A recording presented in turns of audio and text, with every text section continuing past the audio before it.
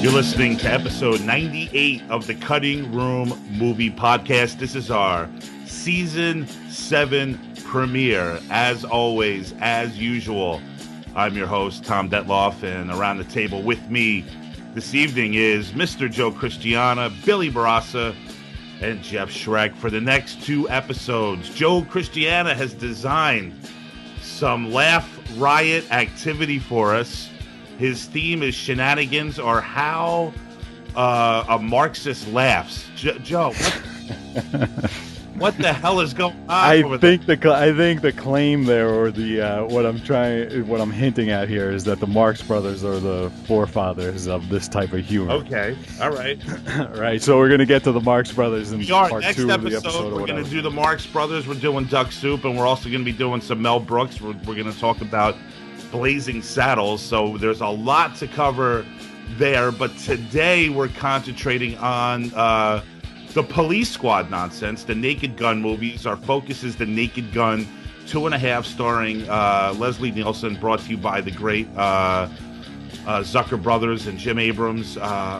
Really great stuff there, because there's so much to talk about, from Airplane to Top Secret to obviously the Police Squad and Naked Gun stuff, and so much other things we could talk about, which is going to be a lot of fun. I'd like to say hi to everyone too, because we've been away for a little while. Like I said, this is our season 7 premiere. We're lucky number 7. Yeah, we're back in the saddle. We're 2 episodes away from our 100th episode, which is very exciting. I can't wait for that. So, Joe, we are doing some listen, usually, you normally program the season premieres. You always go first. You're you're like the big hunch here at TCRMP. One of us. No. One of us. You always have to get Is it? Yeah, of course you get it. Come on. Yeah, this is... I thought it was you the last time. But maybe I could be wrong. It's never me. I even let Max go before I. But you do the scheduling, so... Right. Well, yes, I decide who's on each show, and then you guys will plug in the themes and the movies from there. But hey, listen, there's been a lot going on in the off season here, and Joe, I got to tell you, I'm excited to get to all this stuff, and it's going to be a lot of fun, and we're going to talk to you in just a couple seconds. But I gotta get this out, because Billy is, as we all know here on the Cutting Room Movie Podcast, if you've listened to the show over the years, we all know how much of a science fiction fanatic Billy is. He's obsessed with outer space, and it's in his intro, right? Yeah, his beloved Star Wars films have been thrown into the hands of J.J. Abrams. And I remember way back we were talking about Super 8, and it was just announced at that point that Lucas was, moving the rights to Disney, and J.J. Abrams was going to be taking over the Star Wars franchise. And Billy was so irate. He was so angry. He must have went on like a 15-minute verbal rampage about this. There was one episode where he had a rant about J.J. Abrams, one movie or another. Yeah, he was going crazy. He was very pissed off. So listen, the Star Wars comes out in December, and the whole world is waiting, and the whole world goes to see it. Probably, most maniacs are going to see this movie more than once. I went to see it. Joe has seen it. Not sure. Jeff, have you seen it? Have not seen it. Okay, Jeff hasn't seen it. So I give Billy about a week. I figure, let's see what happens.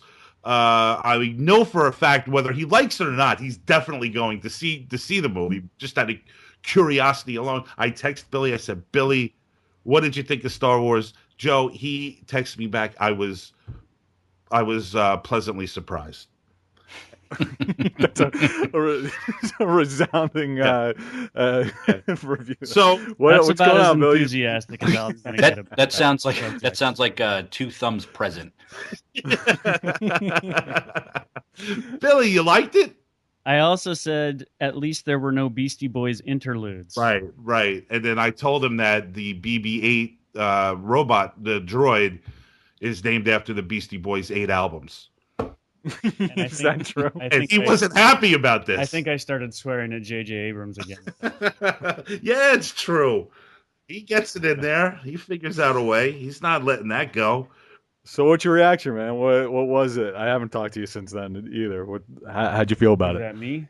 Yeah, Yeah. It was all right. It was fun because like I'm not really the hugest Star Wars fan anymore. Like I have been for years, and I can go on about the influence and everything, but it was fun for me because I got to take my nephew to see it, awesome. and I went with my sister and her boyfriend, and so it was kind of like a family thing. I always like going to big movies with my nephews, and it's just fun, like it was a fun movie, and it's just amazing to me that to actually sit down in a chair in a theater and just sit there and watch a movie like that is almost impossible anymore without like being pummeled senseless by advertising and hype and all this stuff.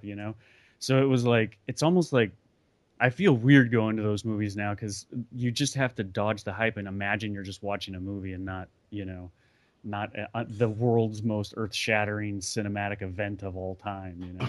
Right, it's just Star Wars, man. It's just a movie, just to have fun. But it's more than a movie. I know, man. I mean, it was.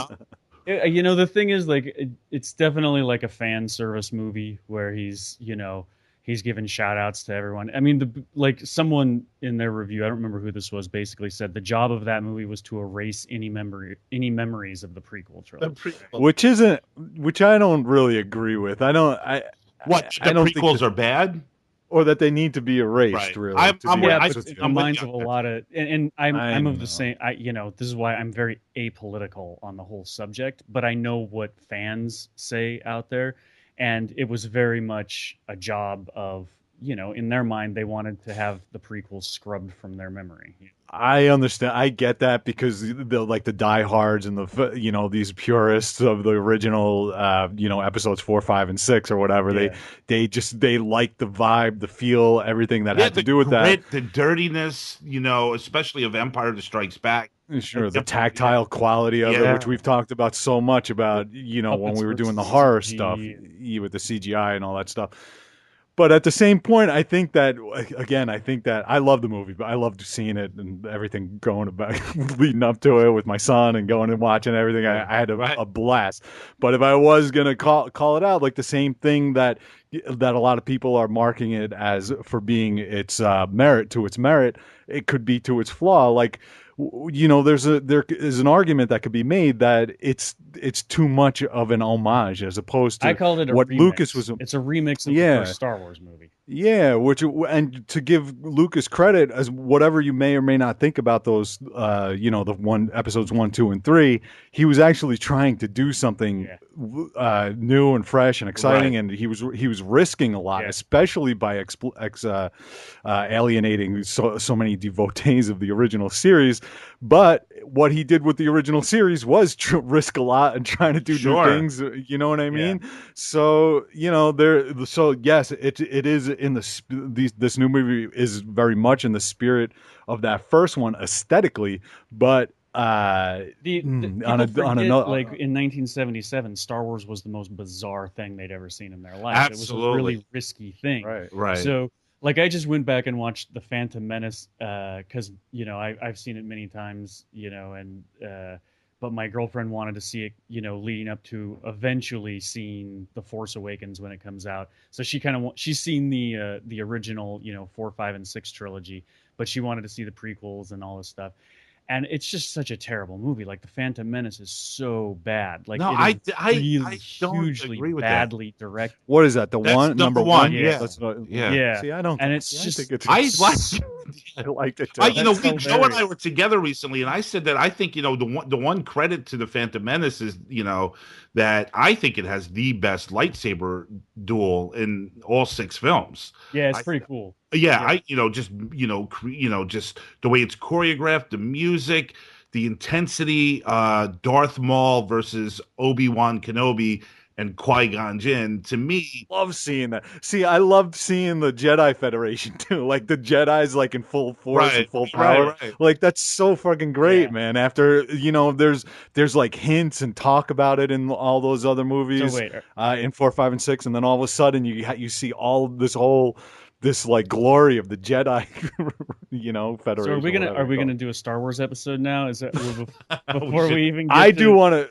Okay, sorry. No, because I will parse this shit out if you want me to. I know we could probably talk just and live here. I think the one thing I'll chuck in there is that I love that the prequel trilogy did take risks and had ideas. I think George Lucas's number one mistake of all time was not handing the screenwriting and directing reins over to other people. Someone else. Because just George to give Lucas, it a fresh look into I think that George Lucas is an absolute genius for creating a large scale understructure of mythology, and he has a mixed master's brain for taking everything from mythology to 50s movie serials to personal feelings and blending them all into something that feels transcendent, and it's amazing. He confused Joseph. He confused Joseph Campbell with the cliffhangers of the 30s or whatever. But he, as a writer, is not great, and as a director, is not great. He is absolutely brilliant at creating a structure that writers can follow and directors can execute. And the evidence is at The Empire Strikes Back, which is not just not just the best Star Wars movie, but a fantastic movie just on its own. I agree. And I agree. I think he really screwed up by not passing those responsibilities on to other people for the prequel trilogy, because if those movies had had better scripts and been better directed, no one would be complaining about them at all. They would, So you're not even suggesting that. Like it being done, or 3 films being done by different directors. You're saying that if one good director did all 3 of those films. Sure. Well, for instance, the next one, Episode 8, is going to be directed by oh God, I never remember this guy's name. He directed Looper and Right. Ryan something. I never remember his name. Rian Johnson. Ryan Johnson. Really super talented guy, and he's writing the next 2 movies, the screenplays for them, and he's directing the next one. I have high hopes for that because I love the idea of people interpreting the Star Wars universe, idiosyncratically, and I always felt that Lucas should have done that for the prequels. People would have given them a lot less shit, and they would have had more normal cinema structure to them. Yeah, absolutely. I agree with that. Can I throw out one our theory, Tom, that we had talked about the other night before we move on to the Naked Gun? Let's do it. Sure, real quick. Because I don't think it's been tossed around out there much. I think it was guessed at or before this. But Joe, this last movie came out. It's out there. Is it? I think people were thinking about this before the movie came out. I'm sure it's out there. Before it came out, absolutely. Yeah, before it came out. But I think that it actually holds water. I've been talking to my son about it every morning. Have you been thinking about it recently, Tom? Yeah, absolutely. I mean, it's something I immediately thought about when the film ended. When The Force Awakens ended, I was just like going through my head about how the next film should kick off, and with the thing that you and I talked about, what you're about to let out of the bag, it definitely is. It's definitely what we're talking about here. Right. You guys have me on the edge of my seat. I'm so excited. So my theory, you probably thought it's not. It's not. I mean, there. It's such an homage, and it's holding the original series in such reverence that I think that there's no way that it can't also follow up on the themes of that familial, generational conflict of the younger generation coming and displacing the older generation. Like it's in it goes through all of it, right? Now, and I'm thinking like, okay, so Kylo Ren and Rey, they're cousins basically, right? Because Kylo Ren is the son, right? But that's still only a theory because you're not really sure who Rey is. Right. So I'm almost willing to bet that Rey is the daughter of Luke Skywalker. Luke, okay. Right? So what doesn't hold the gravity of what the original series had, which, was sort of was laid down, and it kind of carried through in the prequels as well, is the father-son gravity. You know, a cousin fighting their cousin doesn't work on that level. Especially for 3 episodes, and especially after Ray's already pretty much kicked Kylo Ren's ass. That's more Hatfields and McCoys. Than... Right. So my theory is that Luke is, to drum roll please, Luke is going to end up being a part of the dark side. Like he's turned to the dark side, and he's somewhere behind this Snoke character, and that I just don't think that there's any way that Luke is not part of the dark side right now, and Rey is going to have to basically try to unseat him or fight him or whatever the case is. I like it. I like it too, and I thought that the way to kick off the next episode would be if they, like, he's facing her for the first time at the, listen, if if you haven't seen this movie already, whatever, he's facing, they're face to face at the end of The Force Awakens. And I was thinking it would just be great if they started off episode 8 with Luke just immediately attacking her and fighting her. I think that would be cool, but that they won't ever do that. That would be like, I know, I agree with you. Just unexpected, like, she hands him that lightsaber and he's, or even better, like, doesn't he have now we're going to get really geeky here. Doesn't he have a lightsaber, a green one that he built, after Return of the Jedi? You have the lightsaber. Well, the lightsaber. And he already has that lightsaber. That blue one was lost in Empire Strikes Back. When Empire Strikes Back, yes. So this is the thing. Like, he already has that green lightsaber that he constructed himself. Now she has this blue lightsaber that was supposedly lost during his fight with Darth Vader at the end of. Oh, and that's how that weird chick who ran the restaurant or whatever, the cafe. Right. Yeah, it all makes sense to me, and it's actually, even if you look even further into what happened in this 7 episode, Kylo Ren is a good guy trying to be bad. Like he's inherently good, he's even bad, though Joe. He's bad. He's bad. Yeah, he killed Han, right? Of course, I mean, that's terrible. But this is going to be the struggle, is that Rey won't be able to defeat Luke on her own, so she's got to try to enlist Kylo Ren to turn over to the good side. That's interesting stuff. I know that is so in line with all of the underpinnings and the mythological underpinnings of what Lucas originally set down, and in the first 6 movies, you know what I mean? But do you realize how difficult of a decision it is to make Luke Skywalker? I know my son refuses to believe it. Nobody will believe it. Nobody, from your son to someone that's 80 years old, will want that to happen. Well, anybody out there on YouTube who thinks that I'm wrong, I challenge you. I'll bet you all 50 cents. That's what I've been telling my son every morning. I'm putting forward these theories about how this is what's going to happen. Every morning you wake up with a new theory? Well, I just continue to support this theory. I'm building a case. I assure everyone there will be more Star Wars to come. There's definitely a lot more coming. Jeff has been so busy writing reviews on Letterboxd, is it, Jeff? Yes. Yeah, I mean, you're basically reviewing any movie out there that no one's ever heard of on Letterboxd, right? Yeah. What was the one? It was I can't think of the Straub Roulette. I don't know. Some like super pretentious French people. I don't know where you're finding these movies, Jeff. But what is Letterboxd? Why don't you explain it real quick? This way the listeners know, and you could fill Jeff and Joe and Billy in. It's are you familiar with Goodreads? Yes. It's that for movies. Okay. So just like a cataloging and reviewing site. So you're like an official writer for this site? No, it's like all users. Gotcha. It's any old ding dong can have an account and review. Gotcha. Okay, gotcha. Stuff.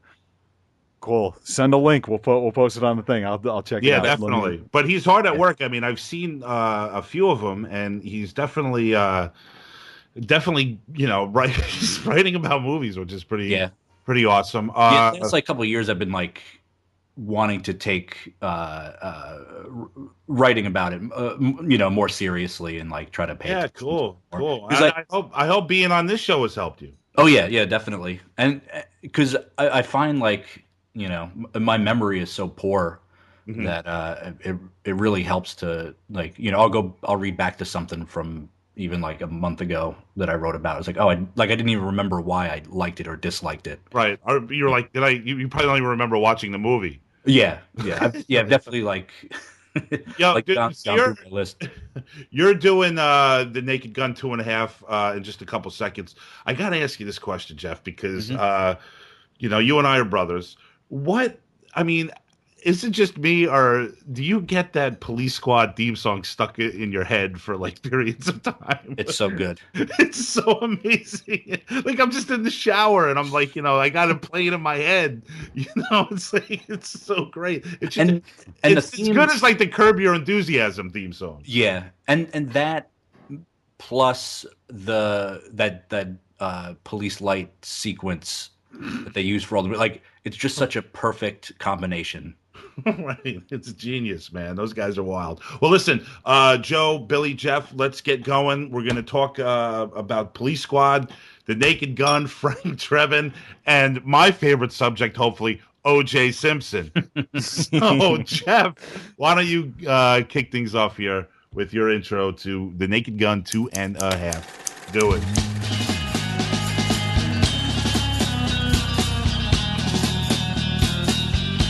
He's on the show. He's not on the show. He's on the show. He's not on the show. Hey, kid, can you make up your mind already? He's Tom's brother from another mother, the Ayatollah of rock and roller, Mr. Jeff Schreck.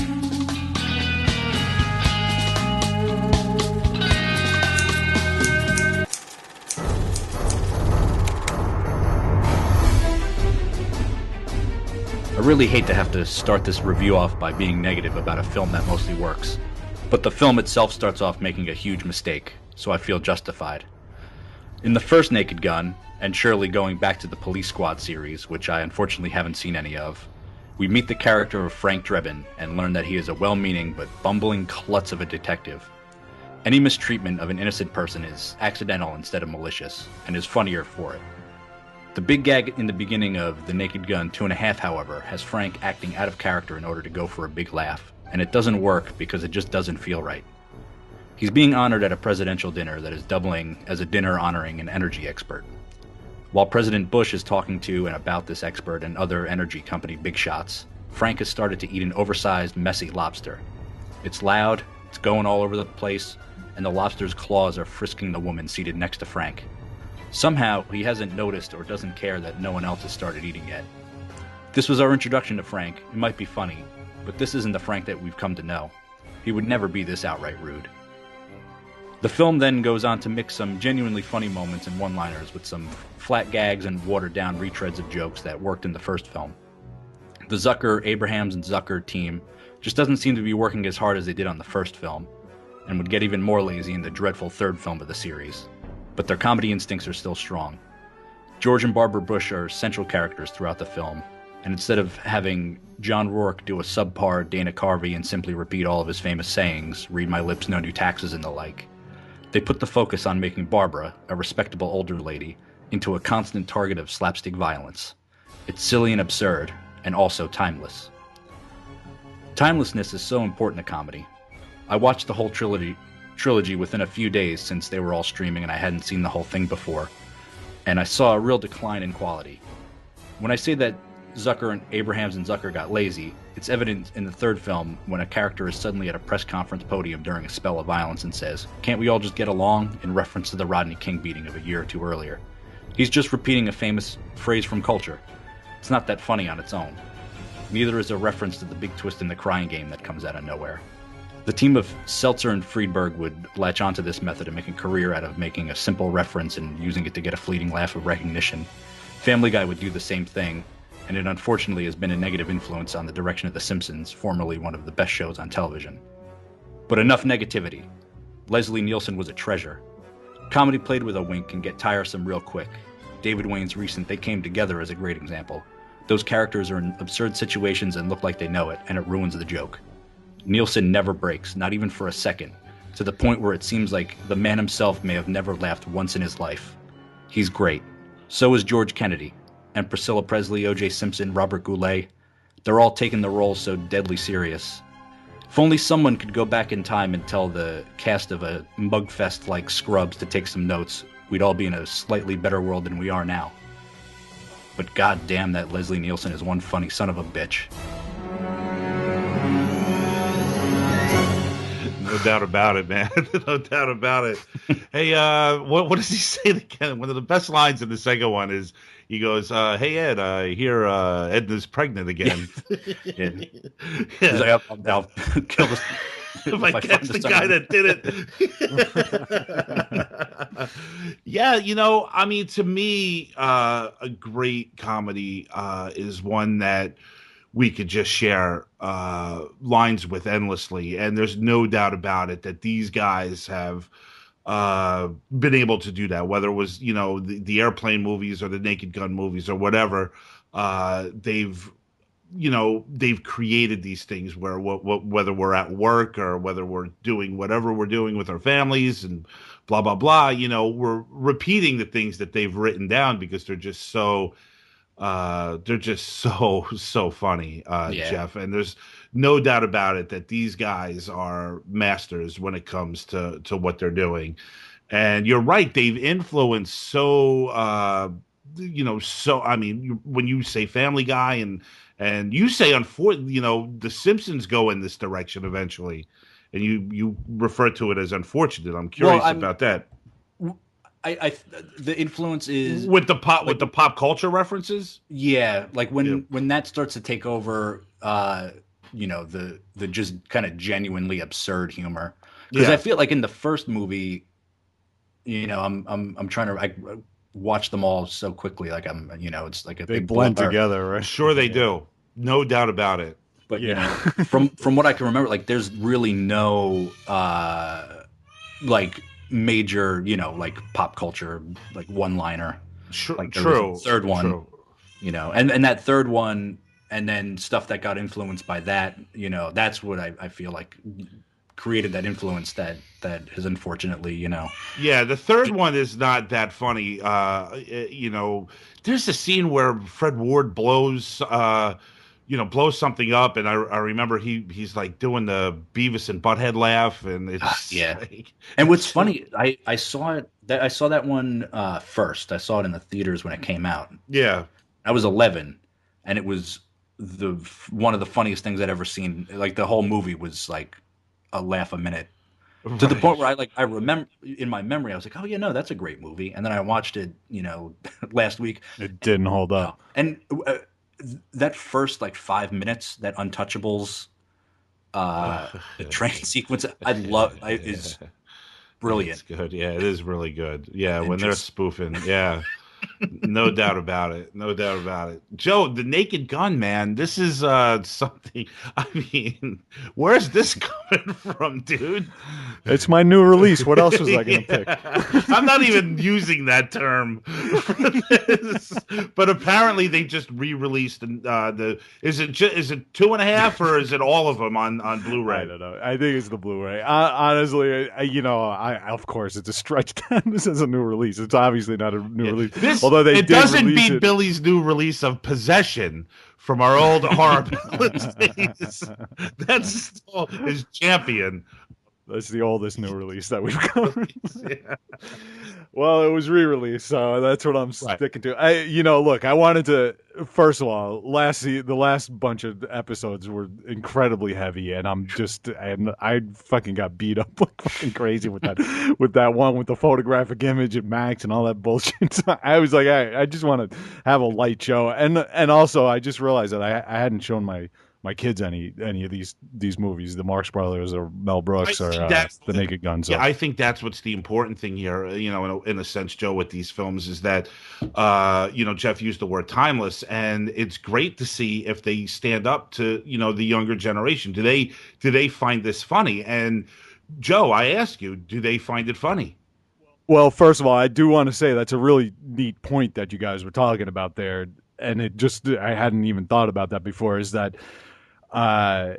you know, the best of all three of these guys, all three of these filmmakers that we're covering are better when they're not relying on pop culture references. Agreed. And you know what I mean? And I think it's just weird when you guys were talking about that, and that like the lifespan of this series, this franchise or whatever, The Naked Gun, you could see that they started off where they weren't anywhere near pop culture. They were just using basically a skeleton to hang their jokes on. And then as the series progressed, and then the last one, when they started, relying on pop culture, it may have worked at the time, but it's empty. You know what I mean? Eventually it is. Yeah. It only works. It only works for that like 6 months right after whatever that event is. Right.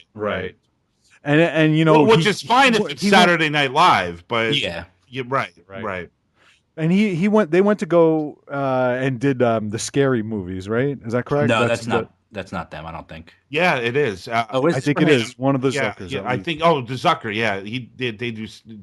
They have their hands in that. One of. Yeah, and that's heavy. That's way into the '90s irony business, right? With the they're like just referencing all kinds of movies, and that's basically The only one they're listing is Scary Movie 3 and 4, which is 2003 and 2006. Okay, all right. I got tuned into it eventually, so.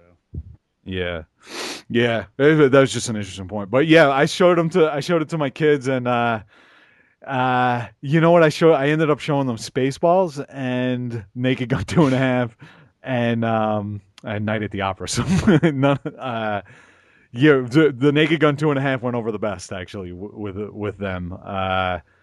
I think Spaceballs more than Spaceballs. Yeah, you know what? I found that Spaceballs didn't hold up as much as I thought it would, to be honest with you. And I think maybe it had to do with that very same thing, is that it was so reliant on, the material that I was kind of goofing on, you know. Right. Yeah, I'm just really surprised that they didn't catch on to the. I mean, I haven't seen Spaceballs in a while, but I would think that would continue to work. There's with Mel Brooks, I think of all of them, he's the guy who's like leaning on popular culture references. And you know what I mean? Yeah, he did eventually. He didn't start out that way, but by the '80s, he was pretty much just spoofing things, you know. Yeah, and I think that's where it sort of fails, because there's a lot better. Oddly enough, there are a lot more Star Wars spoofs out there that are better than Spaceballs on YouTube, at this point, which we watched when I was down there actually the other night, Tom. Yeah. That Saturday Night Live's goofing, you know what I mean? Like those were funnier Undercover than Spaceballs. Boss, Kylo Ren. Yeah, genius. I'm 90% sure that Matt is Kylo Ren. Yeah. We did watch that, and that was absolutely hysterical. Undercover Boss. Oh my God. Here's the thing too, with these films, it's without Leslie Nielsen, I mean, you got to wonder if any of this stuff could work as well as it does. And, starting with his, with their collaboration with him with Airplane, which is just one of the best comedy pictures ever made. He has this deadpan seriousness that's just out of this world, and every line that's delivered is funny. I mean, almost every line, the way he delivers it, you're laughing. It's almost a shame with him, because I think he could do serious work, and I know that he does some serious work here and there, throughout his career, but I mean, mostly before these mostly movies. Before a little, like, listen, he was in Creepshow in the 80s, between The Naked Gun and right.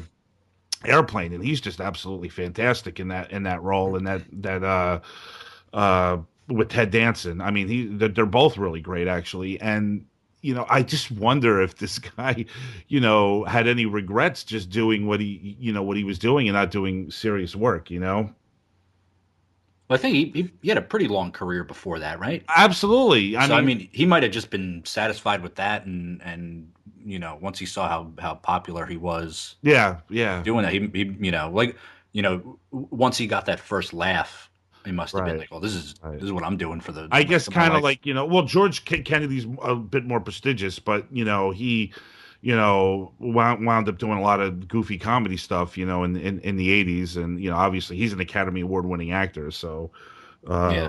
That And I did see a couple of interviews with him. He's a really funny guy, and he really embraces. And in fact, from what he said, it's so hard to tell what people say. right. But the Police Squad series didn't do well, and it got canceled pretty early on. Quickly, yeah. Yeah, and he actually suggested to the Zuckers from what he says, he suggested to the Zuckers to make it into a movie.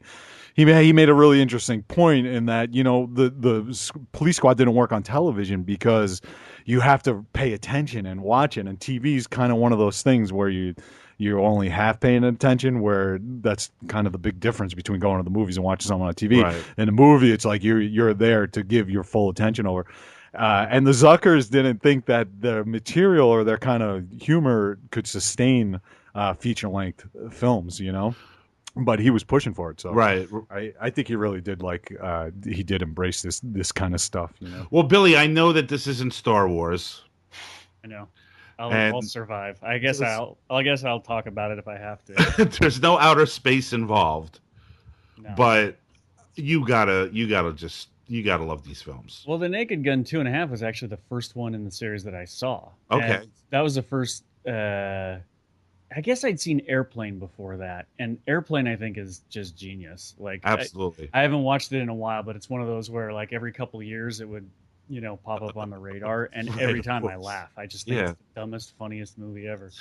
And I watched Naked Gun 2.5 again, and I thought it held up well, all things considered. And I still laughed. I mean, I was still, having a beer and laughing my ass off at the stupid shit. The thing that blew my mind was how humor, I hadn't put my finger on the whole pop culture thing veering off, but I'm definitely not a fan of humor that just repeats pop culture with a smirk. And Family Guy is guilty of it probably more than any other, and it's just it used to be a cottage industry, and now it's the main industry of humor, it seems. And I thought, this movie opens with the first lady getting smashed in the face with a door, right?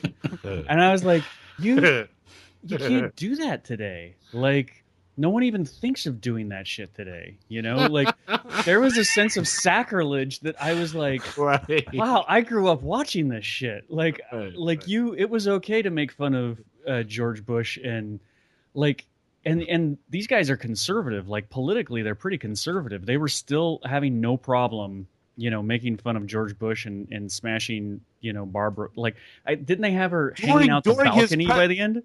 Right, and during his presidency too. During his presidency, I was like, right in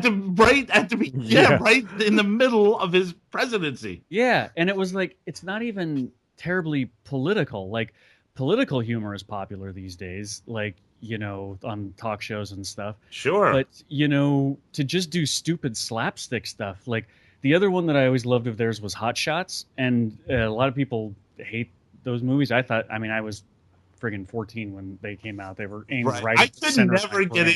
I could never get into the Hot Shot movies.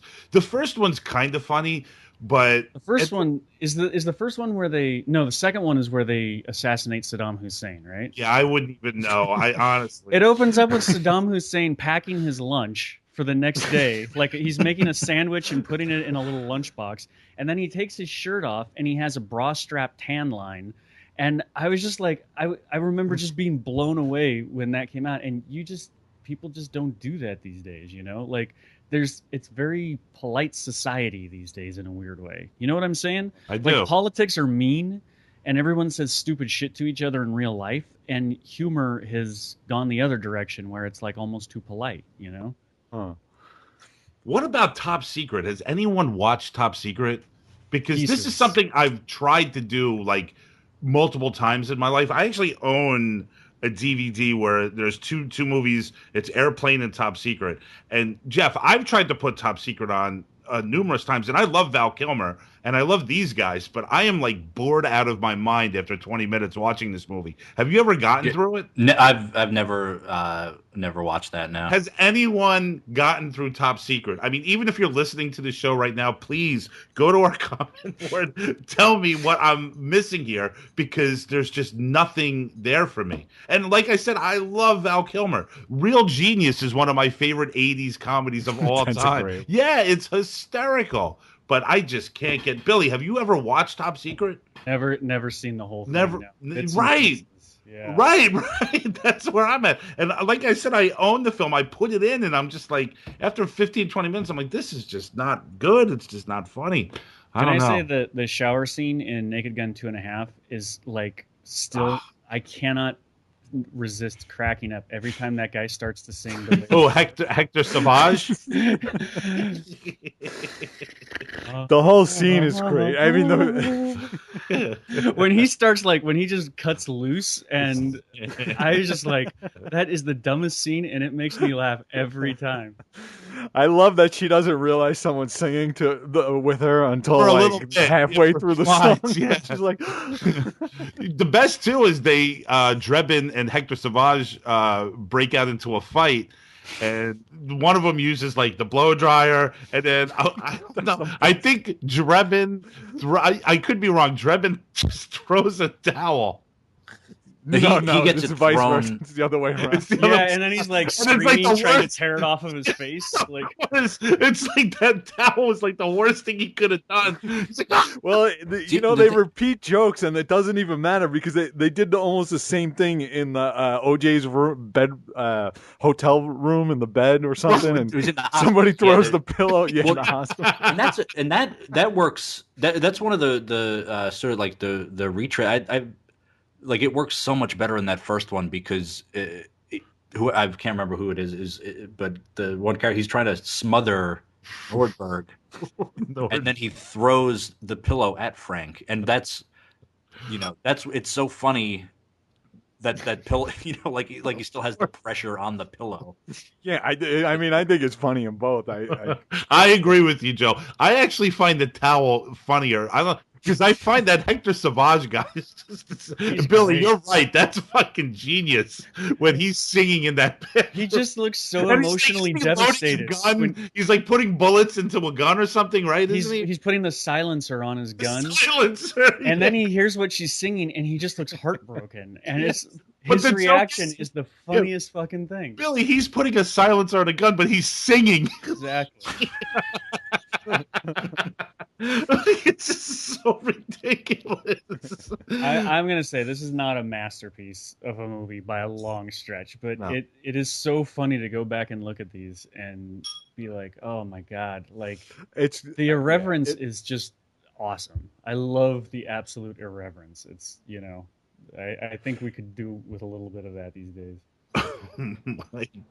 I love that, there's so many jokes happening, and then you just let you can't help but after a while you just let your guard down, and then one just like blindsides you. You know what I mean? Like you're kind of expecting this and that and the other thing, and then once in a while you just can't. Your brain can't even keep up, and you kind of relax your brain, and then all of a sudden it'll just fucking come out of left field. Like, I don't know if it's because the pranks are so funny, or sometimes it's just that I just let my guard down. Like stuff like when I just don't know why this struck me as so fucking funny when he's in the they're in the boat and he's gonna go. I think this is number 2.5, right? And he's gonna go in the water and he goes over the side and he hits the fucking dock. Yeah. The water's over there. Like, it's the last thing I suspected. And right. Just like in the first one, like I think it's the last scene where Nordberg is at the ball game and he's in the upper decks of the stands and they pat him on the back and the wheelchair starts going down. he hits the railing and just flips over like 6 times. While Drebin. Why is that so funny? It's just because Drebin and Jane are still talking. They have no idea what. They let it, like, they don't follow him. They just let it happen in the background.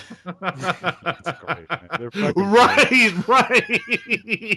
Like, there's no real focus on it. They're still focusing on the conversation. It's brilliant. Or I think it's in 2.5 where Nordberg comes. It's almost the same joke. Like Nordberg comes in like swinging like Tarzan or whatever, and he just passes them by. And they just look at him, and then I think he picks up his gun or something like that. Oh man! And Weird Al pops up. Does he pop up in the third one, Jeff? Yeah, him and Vanna White show up at the Academy Awards together. That's right. Okay, I couldn't remember that. You're right. But he's in the second one. He's holding the precinct hostage or something, and Drebin comes in and that's right. Yeah, so he appears in all three movies, which is fantastic. And he is such a perfect fit for that whole like style and absolutely. Guys. I mean, and he made kind of a goofy comedy too in the '80s called UHF, which is really funny. I highly recommend that. If it's anyone so good. Hasn't seen Weird Al Yankovic in UHF, Michael Richards is in it. It's so funny. Again, they're kind of referencing a lot of stuff that was going on in the '80s too, but it's got a tight story and there's a lot of heart in UHF, which I totally appreciate. Does anybody at all, while watching these movies, and you're watching O.J. Simpson, it's too weird. Is it weird? This is what I wanted. I need to get an answer from all three of you guys. Jeff, we'll start with you. Is it weird? Yeah. Yeah. Is it uncomfortable? I don't know if it's it's so hard, like, because he hasn't done anything yet, in the timeline of his. Well, yeah, because nothing he would admit to. Yeah. No, I think at this time he's just still beating his wife. Yeah. On a regular basis. Right. Yeah. That's it. That's it. Yeah. No. Hasn't murdered anybody yet. But it is kind of weird, and I'm watching it, and I just I don't know. I love it's Nordberg, it's Nordberg. But I think it was just because it was such a flip in his persona when that happened. Because even after that he just became a villain. Like he obviously was a villain by murdering people, but Yeah. All right, like Billy, you weirded out by OJ? I mean, it's creepy, and the thing is, like, I love it. I saw this even before the shit hit the fan with him, and I hate sports guys in movies. I cannot stand them because their acting is so shitty. Like, they're not funny. They can't act. They're awkward in front of the camera. Yeah, I hate sports guys in movies. Can't stand it. Absolutely hate it. I'm trying to think. The last one I watched was Ted 2, where Tom Brady is in there. Oh yeah. And I was just like, he's not fucking funny, man. Right, when they're just kind of like bringing in the name to. I will say, never funny. I agree with you mostly, but I will say that this one movie that I just watched with that Amy Schumer Trainwreck had Kobe Bryant in it. Has anybody seen that? No, but if you say that Kobe Bryant's a good actor, though, I think I'm gonna wrap it. He's not a good actor, but he's really funny. It's really funny the way that what he does in that, what they do with him in that movie. It really is. Too bad you guys haven't seen it. No, and I probably will never see it actually. So. Whatever. But I'm just trying to think off the top of my head, like, because I was watching, and this is a movie that I like, but it's a serious movie that has a professional athlete acting, and of all people, Lawrence Taylor in Any Given Sunday does a really good job. But I guess he's just basically playing himself. Are you saying, Billy, when they're trying to do like comedy work, like in who was it? Brett Favre and There's Something About Mary and Tom Brady. Yeah, so weird. Yeah, it's just so awkward. Yeah. They're just I don't know. I don't know, man. It just makes me really uncomfortable. It makes my skin crawl whenever an athlete shows up on, like, even like Lance Henriksen in that Vince Vaughn movie. It's like every time they show up on screen, Lance Henriksen, the actor? No, Lance Armstrong. You're still stuck on Sci-Fi. I'm sorry. Did I say Henriksen? Yeah, Billy's like he's like in the Aliens universe. I also just started watching the new X-Files series, so God, I'm going to Millennium, I guess. Are you into the X-Files, Billy? Oh, I was a hardcore X-Files. Oh, I bet you are. I watched it from the 3rd episode. Oh man, yeah, I could never get into the X-Files. My nerd credentials run deep. Oh, that is. I'm sorry. I want to take it back to the sports thing. Okay. The sports act. I have one example that I just thought of, and I think this might be the one exception, is Dick Butkus in Johnny Dangerously. Okay. Where did that come from? I just popped in there. Johnny Dangerous. I am Googling the shit out of that right now. Well, that's a good movie. Amy Heckerling did Johnny Dangerously, and it's actually a pretty funny movie. I love that movie. Keaton and Piscopo. Piscopo is funny in that movie, and he's rarely funny. You know, I mean, especially he's funny on SNL. Don't get me wrong, but he's made some duds. All I know is that movie was great, man. He was freaking awesome in that movie. I really dug that. Yeah, that's a good film, man. No doubt. Well, that's a good call, Jeff. I mean, off the top of my head, I can't think of anything else. But OJ definitely, has a big presence in the Naked Gun movies. Yeah, it's like part of the Naked Gun family, really. I mean, he's in all 3 movies, and he's part of Police Squad, for crying out loud. So, he definitely has a huge presence. Real quick though, speaking on OJ. The People versus O.J. Simpson on FX. I watched the first episode. Please check this out. It's one of the most hysterical things you will ever see in your entire life. Please watch this show. It's funny as hell. If you watch it, why is it? Because it's just cartoon. Oh, it's not supposed to be funny. It's not. It's not supposed to be funny. Okay. No, but I am taking an exception here. I think it's just. And Max kind of agrees with me too. So, if you care about Max Cook's opinion, anyway. Now, let me rush to it right away. Yeah. Now, what are they doing? Like sort of over the top, mid '90s, like it's just hair and clothes and makeup. Production design. John Travolta, his makeup and hair for the Robert Shapiro character is ridiculous. The guy who's playing Kato Kalin. You guys have been having a little Facebook chat about this, the ridiculousness of so he and Max, I mean, Max loves the whole, I mean, he was out there, so I mean, I'm sure he's completely intoxicated when it comes to anything OJ. He gets all over that shit. But I just watched that first episode and we're talking about OJ. Just wanted to throw a shout out there for it's not like I'm endorsing Madoff with Richard Dreyfuss or another TV movie, but anyway, these are all the rage these days. What the TV? Yeah, it's like movies. It's been it used to be just like really shitty network TV versions of these movies, and now they're getting like big name stars and cable budgets and everything. It's hilarious.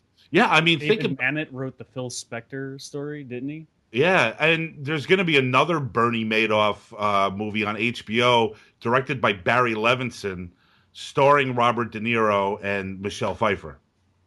Jesus Christ! Wow. so there. At least De Niro's taking a break from the comedy. Jeez, get another comedy from that guy. I don't know. Anyway, guys. Abrahams, Zucker, Naked Gun, Airplane. Anything else on your mind before we begin to wrap up our return episode here? Do you see any connection between what these guys are doing and the Marx Brothers? Any pre-comments for our in preparation for our next episode, Tom? Yeah, it's funny, when you I watched The Naked Gun the night after you and I were watching. I mean, Joe and I, this we should bring up because you and I spent like a good 2 hours watching old comedy.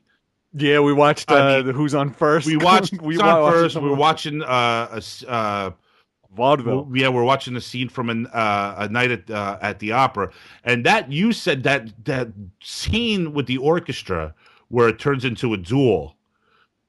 and you're like, oh my God, that's Frank Drebin. You're like right there, like that's Frank Drebin. That's Frank Drebin. It made sense to me because I started to watch the Naked Gun movies the day after, and it just totally made sense that he is just channeling a lot. Like Nielsen is channeling a lot of that stuff that they're doing. So yeah, I definitely see it. But Joe, we watched Who's on First. We watched the Honeymooners episode. That's right. Which is outrageous, and a few other things. We're watching scenes from Airplane 2. We had a really great time doing that. That was fun. That was a lot of fun. Yeah. You know what, man? And I just putting these two, like trying to tie these guys together. I have heard them mention the Marx Brothers, the Zuckers in an interview actually.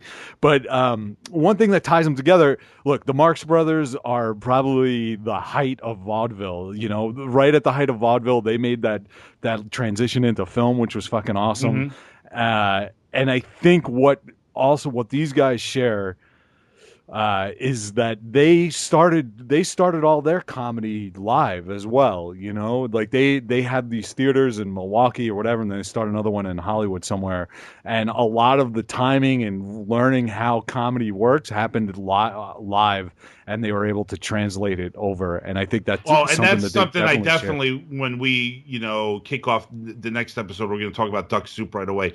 And that's definitely something I want to bring back up on the next episode, Joe. Because going from that vaudeville performance to in front of a camera is just really impressive. And we'll again with my intro and all that, we'll talk about all that stuff.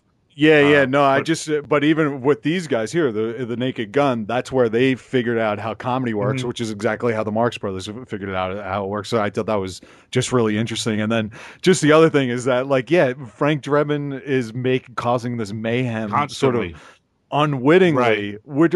which is different than what the Marx Brothers were doing, where they were sort of had the mischievous kind of chaos. You know what I mean? Where they kind of knew what they were doing in a way. Yeah, you know what I mean? Planned out. It was just interesting watching them in conjunction together. So. Any final thoughts, Bill? I love the heritage of all that stuff you guys are talking about.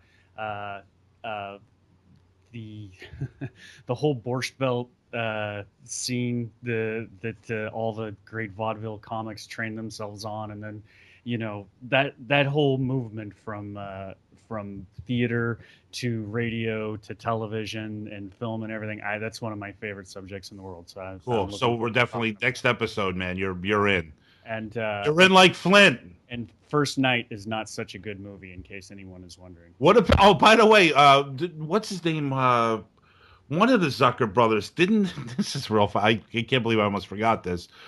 Directed Ghost. Yeah.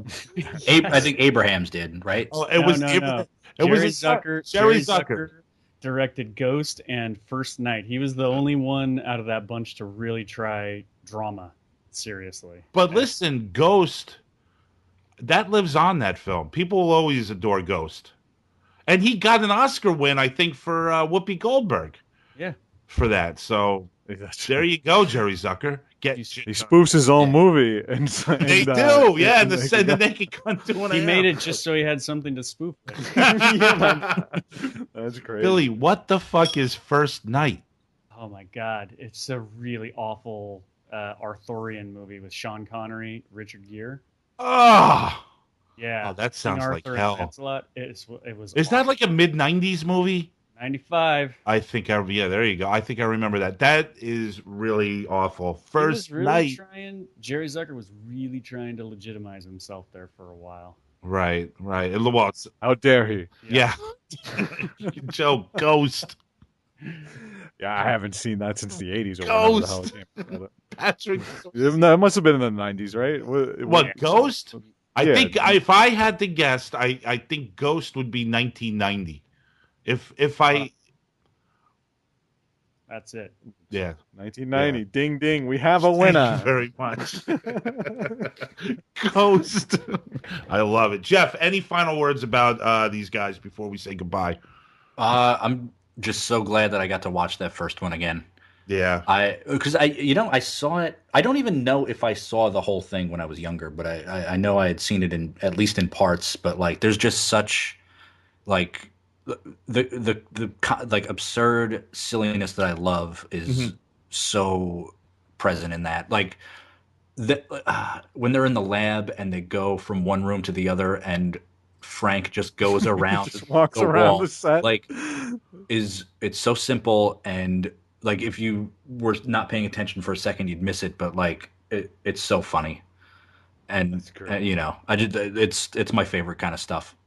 And Enrico Palazzo and that whole umpiring. That's the biggest difference between these two movies is the climax scene, because you can't beat that fucking baseball. Unbelievable. Fucking brilliant. That could be just a short film. It's like a really good. That is so well done. It's brilliantly executed. Brilliantly. It is. That whole climax is good. You can't top that in these kind of movies. You know what I mean? The Cutting Room Movie Podcast back, season 7 underway, episode 98 coming to a close. Next episode, I'm going to be introducing Duck Soup. Thank you, Joe, for giving me the oldest film that we've ever covered here on the on the Cutting Room Movie Podcast. I think it beats Freaks, actually. So I had to do that one. So why not? I'll do Duck Soup. Billy, you're doing Blazing Saddles. We'll be talking some Mel Brooks. We'll be talking some Marx Brothers. Totally looking forward to it. We'll see you all in a couple of weeks. Just a couple reminders. The music is done by the Zillatones. You can check them out at www.thezillatones.com. Search for them on Reverb Nation. Joe, real quick, book deal. How's it going? Waiting. It's good. Book will be out in August. Okay.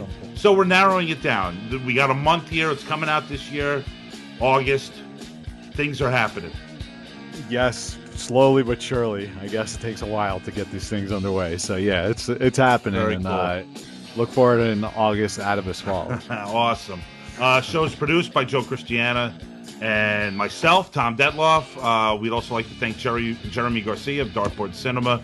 He helps us out doing our social networking. Thank you very much, Jeremy. I'm sure we'll hear from him by the end of the season. Also, check out Max Cook's wine blog and his adventures out there on the West Coast at maxcookuncorked.com. And check out Adam Shoulder's Starland PC pilot episode at starlandpc.com. We'll be back in a couple weeks. Until then, we're over and we are out. Ciao.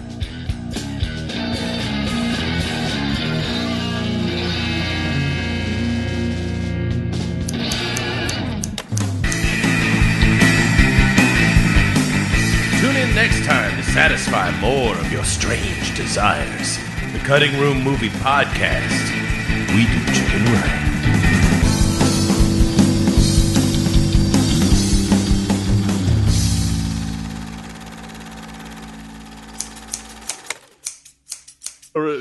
A resounding review. So what's going on, Bill? Enthusiastic about that sounds like two thumbs present. Billy, you liked it? I also said at least there were no Beastie Boys interludes. Right. And then I told him that the BB-8 robot, the droid, is named after the Beastie Boys' 8 albums. Is that true? And he wasn't happy about this. I think I started swearing at J.J. Abrams again. Yeah, it's true.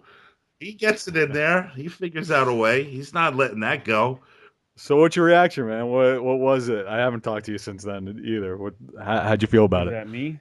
Yeah. It was all right. It was fun because like I'm not really the hugest Star Wars fan anymore. Like I have been for years, and I can go on about the influence and everything, but it was fun for me because I got to take my nephew to see it. Awesome. And I went with my sister and her boyfriend, and so it was kind of like a family thing. I always like going to big movies with my nephews, and it's just fun, like it was a fun movie, and it's just amazing to me that to actually sit down in a chair in a theater and just sit there and watch a movie like that is almost impossible anymore without like being pummeled senseless by advertising and hype and all this stuff, you know? So it was like, it's almost like I feel weird going to those movies now because you just have to dodge the hype and imagine you're just watching a movie and not, you know, not the world's most earth-shattering cinematic event of all time, you know? Right, it's just Star Wars, man. It's just a movie, just to have fun. You know? But it's more than a movie. I know, man. I mean, it was, you know, the thing is, like, it's definitely like a fan service movie where he's, you know, he's giving shout outs to everyone. I mean, like someone in their review, I don't remember who this was, basically said the job here at TCRMP. One of us. No. One of us. You always have to get Is it? Yeah, of course you get it. Come on. Yeah, this is. I thought it was you the last time, but maybe I could be wrong. It's never me. I even let Max go before I. You know. But you do the scheduling, so. Right. Well, yes, I decide who's on each show, and then you guys will plug in the themes, the movies from there. But you know, hey, listen, there's been a lot going on in the off season here, and Joe, I got to tell you, I'm excited to get to all this stuff, and it's going to be a lot of fun, and we're going to talk to you in just a couple seconds.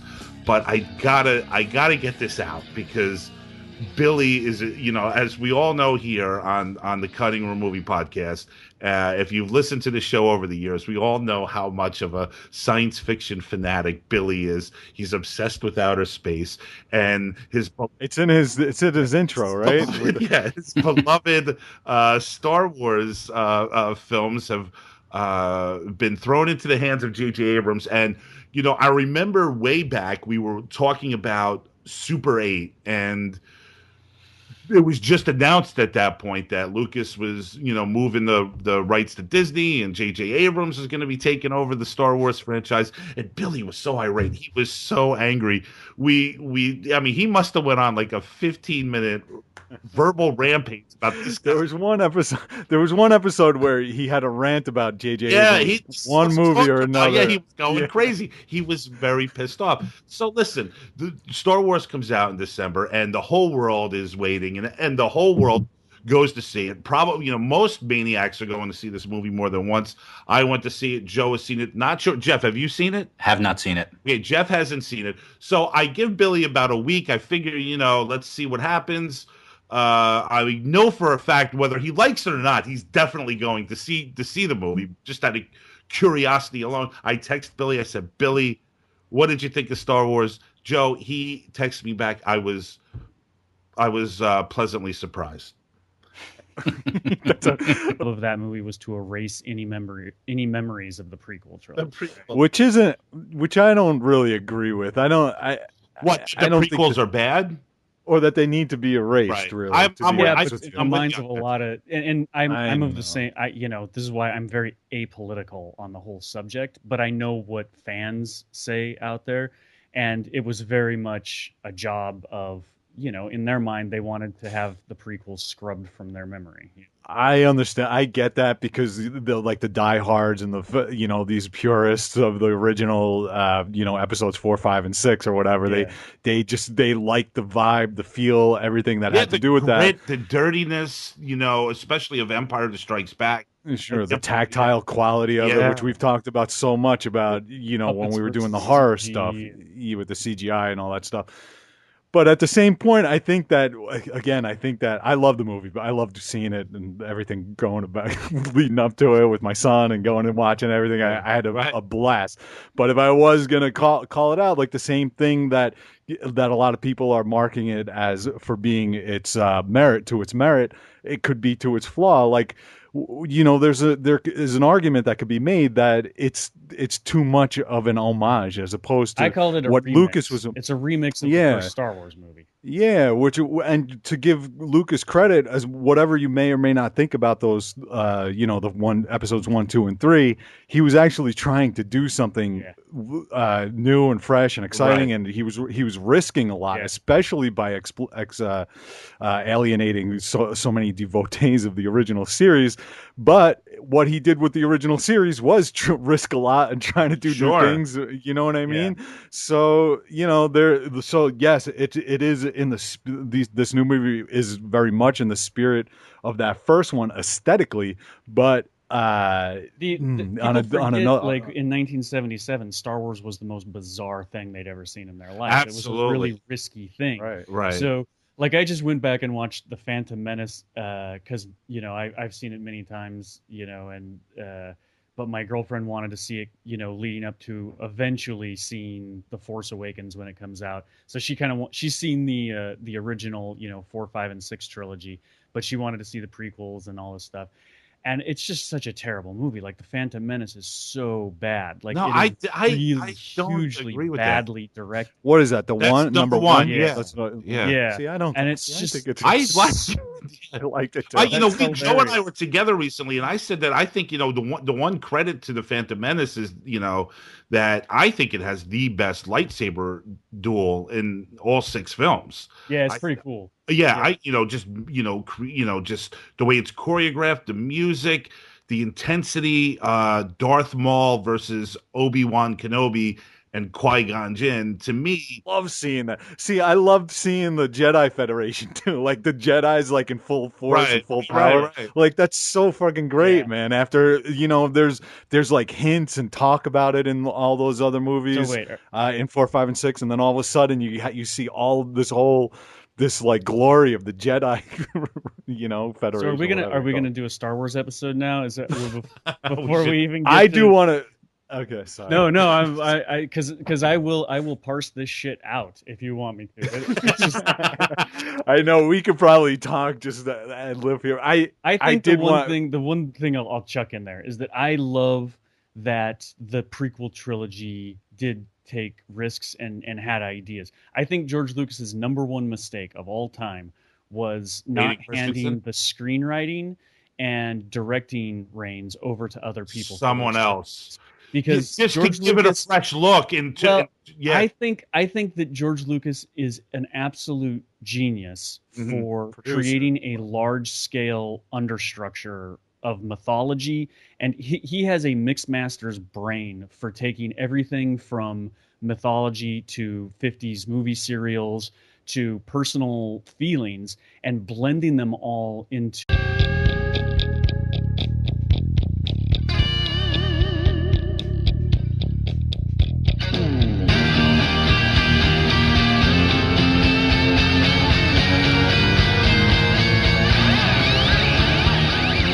You're listening to episode 98 of the Cutting Room Movie Podcast. This is our season 7 premiere. As always, as usual, I'm your host, Tom Detloff, and around the table with me this evening is Mr. Joe Christiana, Billy Barassa, and Jeff Schreck. For the next 2 episodes, Joe Christiana has designed some laugh riot activity for us.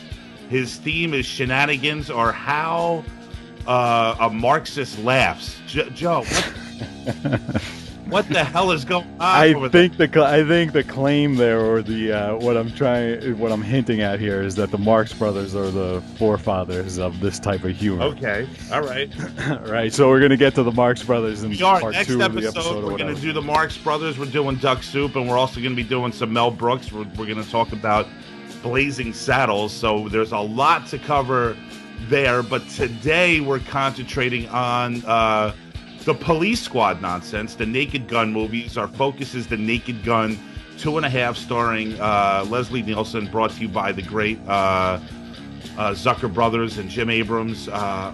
Really great stuff there, because there's so much to talk about, from Airplane to Top Secret to obviously the Police Squad and Naked Gun stuff, and so much other things we could talk about, which is going to be a lot of fun.